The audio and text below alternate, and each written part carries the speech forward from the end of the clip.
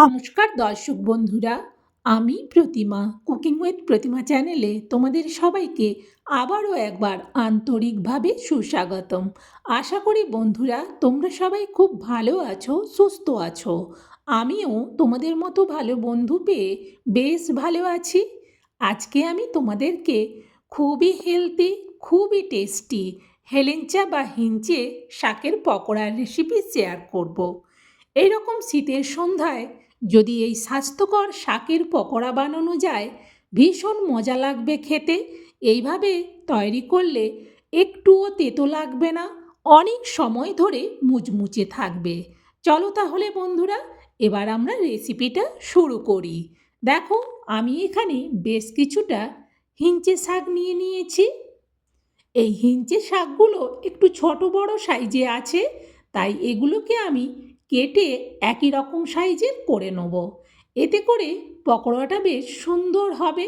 ছোট বড় থাকলে তখন পকোড়াটা বানানোর সময় ভীষণ অসুবিধে হবে। আর এই পকোড়াটা কিন্তু আমি লম্বা লম্বা করেই বানাবো। অনেক সময় পকোড়া আমরা এই শাকটাকে ছোট করে কেটে বানালেও হয়, আবার এই রকম বানালে পুরো দোকানের মতো দেখতে হবে, খেতে কিন্তু দোকানের থেকেও ভীষণ ভালো হবে। কারণ বাড়িতে বানালে আমরা এই শাকটা ভালো করে বেছে ধুয়ে পরিষ্কার করে তারপর এটা বানাবো, কিন্তু দোকানে হলে সেটা পরিষ্কার করে ধোয়া বা বাছা হয় কি না কে জানে। দেখো, সব শাকটা আমার কাটা হয়ে গেছে। সবগুলো একই রকমভাবে কেটে নিলাম। এবার এটা ঝুড়ির মধ্যে তুলে নিচ্ছি। আর যে অংশটা আমি বাদ দিলাম এটা কিন্তু ফেলে দেবো না, এটা রেখে দেবো। এটা কিন্তু আলু সেদ্ধ মেখে খেতে ভীষণ ভালো লাগে। এই যে অংশটা, এগুলোকে ছোট ছোট করে কেটে একটু সেদ্ধ করে নিয়ে আলু সেদ্ধর সাথে মেখে নিলে ভীষণ টেস্টি হয়। যারা খাও তারা তো জানো, যারা কখনো খাওনি একবার খেয়ে দেখো। চলো এই শাকটা ধুয়ে নিই। দেখো, শাকটা পরিষ্কার করে ধুয়ে নিয়ে চলে এসেছি। একেবারে কলের কাছে নিয়ে গিয়ে 4-5 বার জল পাল্টে ধুয়ে নিয়েছি। এবার শাকটা সাইডে রেখে একটা বড় বাটি নিয়ে নিলাম। এখানে আমি দিয়ে দিচ্ছি আন্দাজে 100 গ্রামের মতো বেসন। এটা 200 বেসন ছিল, প্রথমে অর্ধেকটা অন্য কাজে ব্যবহার করেছি, এখন পুরো অর্ধেকটা দিয়ে দিলাম। দিয়ে দিচ্ছি পরিমাণ মতো লবণ, আর দিচ্ছি পরিমাণ মতো হলুদ, আর দিচ্ছি লঙ্কার গুঁড়ো। এরপর নিচ্ছি জোয়ান। এই জোয়ানটাকে 2 হাত দিয়ে ভালো করে এভাবে ঘষে তারপর জোয়ানটা দিয়ে দেবো। এরপর দিচ্ছি অল্প একটু কালো জিরে, আর দিচ্ছি চালের গুঁড়ো। এখানে আমি চা চামচের মাপে 2 চামচ চালের গুঁড়ো ভর্তি করে দিয়ে দিলাম। এবার ভালো করে সব শুকনো অবস্থায় মিশিয়ে নেব। চালের গুঁড়ো, বেসন, লবণ, লঙ্কার গুঁড়ো, হলুদ, জোয়ান, কালো জিরে সব কিছুকে মিশিয়ে নেওয়ার পর দিয়ে দিচ্ছি কাপ ভর্তি করে 1 কাপ জল। আরও 1 কাপ জল আমি কাছে রাখলাম। এবার এটা ব্লেন্ডার দিয়ে মিশিয়ে নেব। ব্লেন্ডার দিয়ে মিশালে মিশ্রণটা বেশ সুন্দর হবে, সেই জন্যে ব্লেন্ডার দিয়ে মিশিয়ে নিচ্ছি। কিংবা বড় চামচের সাহায্যেও মেশানো যায়, তবে বাড়িতে যদি ব্লেন্ডার থাকে ব্লেন্ডার দিয়েই মেশানোটা সব থেকে সহজ ও ভালো। আবারও আমি 1/2 কাপ জল দিলাম। দেওয়ার পর আবারও এটা মেশাবো। এই বেসনের ব্যাটারটা বেশ সুন্দর করে করতে হবে। এই ব্যাটারটাকে আমি মিনিট 5 ধরে ভালো করে ফেটিয়ে নেব। যেহেতু আমি এই হিংচে বা হেলেঞ্চার পকোড়াটা মুচমুচে করব, সেই জন্যে এটাকে ভালো করে মেশাতে হবে।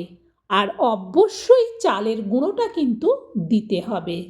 চালের গুঁড়ো দিতেই হবে। বেসনের পরিবর্তে বরং কর্নফ্লাওয়ারও দেওয়া যেতে পারে, তাতে কোনো অসুবিধে নেই।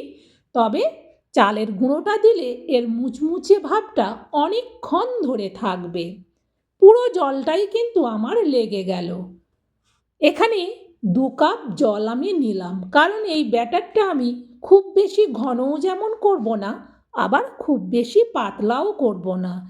কারণ পাতলা করলে তাহলে এই হিংচের গায়ে ততটা ভালো করে বেসনের ব্যাটারটা লাগবে না, আবার মোটা করেও দিলেও তখন এই হিঞ্চের স্বাদটাই পাওয়া যাবে না। সেই জন্যে ব্যাটারটা কিন্তু ভীষণ দেখে ভালো করে বানাতে হবে। দেখো, আমি বেশ কিছুক্ষণ ধরে কিন্তু ব্যাটারটাকে ভালো করে মিশিয়ে নিলাম। আগের থেকে সুন্দরভাবে ব্যাটারটা রেডি হয়ে গেছে।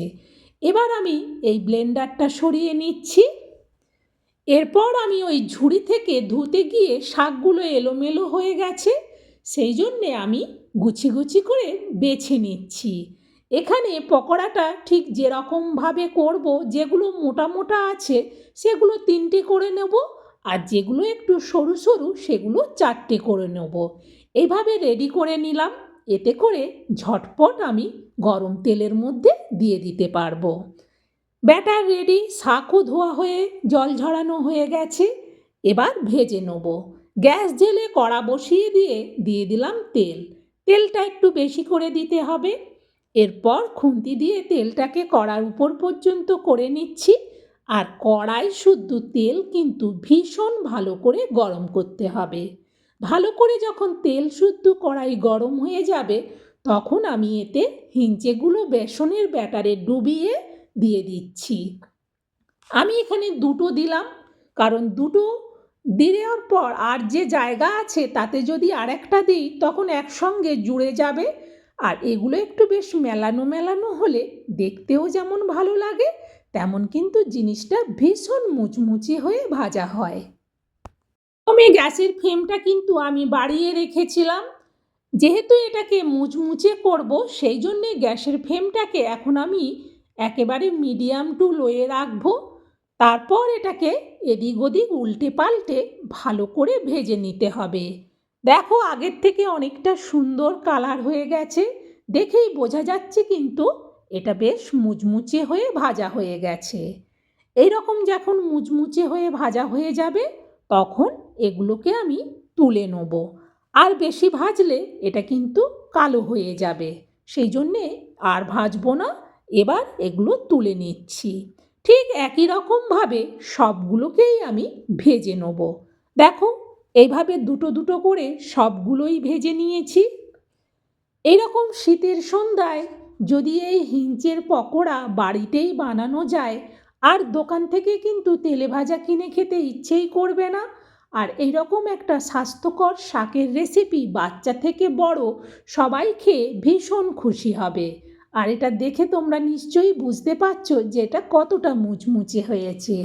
বন্ধুরা, আমার এই হিঞ্চের পকোড়ার রেসিপিটা তোমাদের কেমন লাগলো সেটা অবশ্যই কমেন্টে জানিও। ভালো লাগলে একটা লাইক দিয়ে রেসিপি শেয়ার করার উৎসাহ বাড়িয়ে দিও। আর তোমরাও এটা শেয়ার করে দিও, যাতে এইভাবে ব্যাটারটা তৈরি করে হিঞ্চের পকোড়া বাড়িতে সবাই বানিয়ে নিতে পারে। আর যদি কেউ বেশি ঝাল খেতে চাও তাহলে আরেকটু লঙ্কার কুচি দিও। ভীষণ ভালো লাগে এই তেতো শাকটা যখন এইভাবে পকোড়া করে খাওয়া হয়। বন্ধুরা, আজকের মতো রেসিপি শেষ। এতক্ষণ তোমরা আমার রেসিপি দেখলে তার জন্যে অনেক ধন্যবাদ আর অনেক ভালোবাসা। আবার পরের রেসিপিতে তোমাদের সাথে দেখা হবে। ততক্ষণ তোমরা সবাই ভালো থেকো, সুস্থ থেকো। আর এভাবেই কিন্তু তোমাদের ভালোবাসা আমাকে দিতে থেকো। আজকের মতো বিদায় নিচ্ছি বন্ধু।